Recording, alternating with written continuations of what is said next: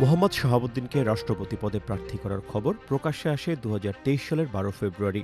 এতে অন্যদের পাশাপাশি আওয়ামী লীগের অনেক জ্যেষ্ঠ নেতাও অবাক হয়েছিলেন।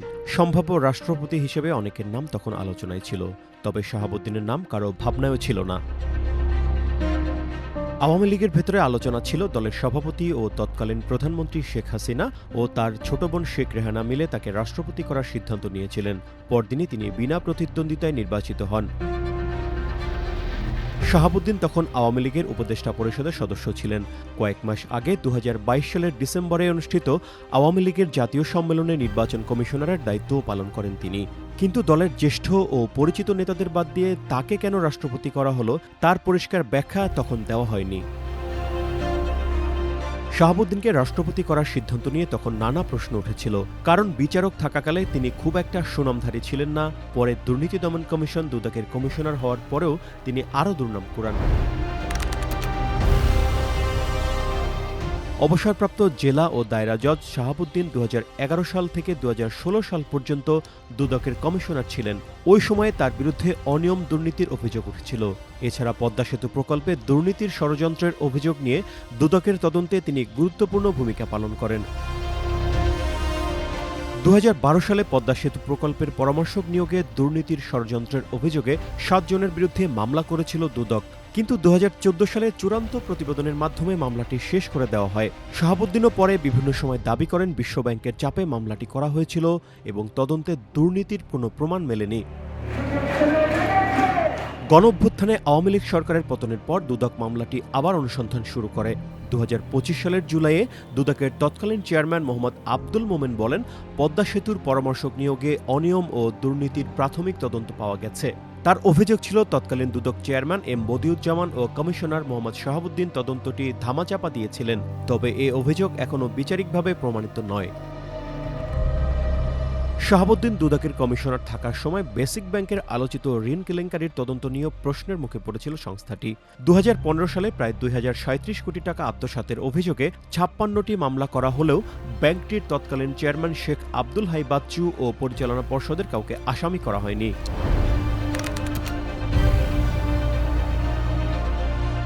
দুদকের দায়িত্ব ছাড়ার পর শাহাবুদ্দিন ইসলামী ব্যাংকের পরিচালনা পর্ষদ পদে যোগ দেন। ২০১৭ সালে এস আলম গ্রুপ ব্যাংকটির নিয়ন্ত্রণ নেওয়ার পর তিনি ইসলামী ব্যাংকের স্বতন্ত্র পরিচালক ও ভাইস চেয়ারম্যান হন। একই গোষ্ঠীর নিয়ন্ত্রণে থাকা এনআরবি গ্লোবাল ব্যাংকের উপদেষ্টার দায়িত্ব পালন করেন তিনি।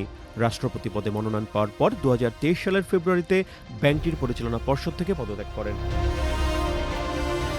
আওয়ামী লীগ সরকারের পতনের পর ইসলামী ব্যাংকে এস আলম গ্রুপের প্রভাব ও বিপুল অর্থ ব্যয় করে নেওয়ার তথ্য প্রকাশ্যে আসে। এস আলমের নিয়ন্ত্রণাধীন সময়ে শাহাবুদ্দিন ব্যাংকটির পরিচালনা পর্ষদে থাকায় তার ভূমিকা নিয়েও প্রশ্ন ওঠে।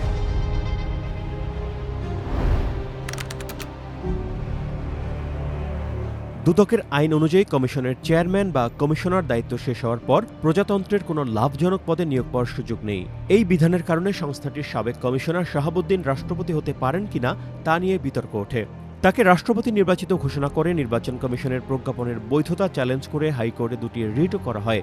হাইকোর্ট রিট দুটি খারিজ করে বলেন, রাষ্ট্রপতির পদ প্রজাতন্ত্রের কর্মে লাভজনক পদ নয় এবং রাষ্ট্রপতি নির্বাচিত হন, অন্য সরকারি কর্মচারীদের মতো নিয়োগ পান না। আপিল বিভাগও হাইকোর্টের সিদ্ধান্ত বহাল রাখেন।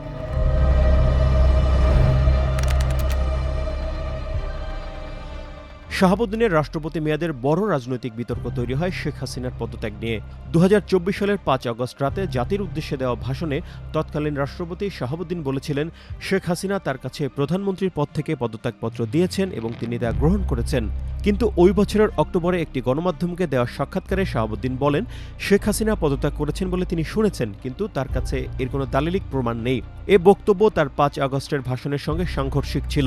তৎকালীন আইন উপদেষ্টা আসিফ নজরুল একে মিথ্যাচার ও রাষ্ট্রপতির শপথ লঙ্ঘনের শামিল বলে মন্তব্য করেন। তখন জুলাই আন্দোলনের নেতৃত্বদানকারী বৈষম্য বিরোধী ছাত্র আন্দোলনের নেতারা সহ বিভিন্ন সংগঠন তার পদত্যাগের দাবিতে বিক্ষোভ করে এবং বঙ্গভবন ঘেরাওয়ের চেষ্টা করা হয়।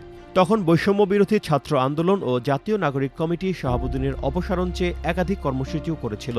পরে বঙ্গভবন থেকে বিবৃতি দিয়ে শেখ হাসিনার পদত্যাগকে মীমাংসিত বিষয় বলা হয় এবং এ নিয়ে নতুন বিতর্ক সৃষ্টি না করার আহ্বান জানানো হয়। সম্প্রতি চিকিৎসার জন্য লন্ডনে থাকা অবস্থায় মোহাম্মদ শাহাবুদ্দিন দিল্লিতে অবস্থানরত ক্ষমতাচ্যুত প্রধানমন্ত্রী শেখ হাসিনার সঙ্গে টেলিফোনে কথা বলেছেন বলে একাধিক দৈনিক পত্রিকায় খবর বের হয়। খবরটি ঘিরে রাজনৈতিক অঙ্গনে আলোচনা তৈরি হয়, যদিও এর সত্যতা নিশ্চিত হওয়া যায়নি।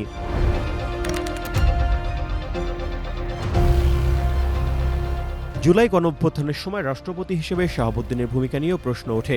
আন্দোলনকারীদের অভিযোগ ছিল, শেখ হাসিনা সরকারের দমনপীড়ন ও হত্যাকাণ্ড চলার সময় রাষ্ট্রপ্রধান হিসেবে তিনি কার্যকর কোনো ভূমিকা নেননি। ত্রয়োদশ জাতীয় সংসদ গঠনের পর বিরোধী দলগুলোর পক্ষ থেকেও একই অভিযোগ সামনে আসে। সংসদের প্রথম অধিবেশনে তার ভাষণের সময় বিরোধী দলীয় সদস্যরা প্রতিবাদ ও ওয়াকআউট করেন। এনসিপির আহ্বায়ক ও বিরোধী দলীয় চিফ হুইপ নাহিদ ইসলাম তাকে অভিশংসনের মাধ্যমে অপসারণ ও গ্রেপ্তারের দাবি জানান। নাহিদের অভিযোগ ছিল, শাহাবুদ্দিন শপথ ভঙ্গ করেছেন, তার বিরুদ্ধে আর্থিক দুর্নীতির অভিযোগ রয়েছে এবং জুলাই আন্দোলনের সময় তিনি নির্বিকার ছিলেন। শেষ পর্যন্ত হঠাৎ মনোনয়নে আওয়ামী লীগের নেতাদের বিস্মিত করে বঙ্গভবনে যাওয়া মোহাম্মদ শাহাবুদ্দিন মেয়াদ পূর্ণ করতে পারলেন না। ৩ বছর ৩ মাস পর বিতর্ক সঙ্গে নিয়ে তাকে এই পদ ছাড়তে হলো।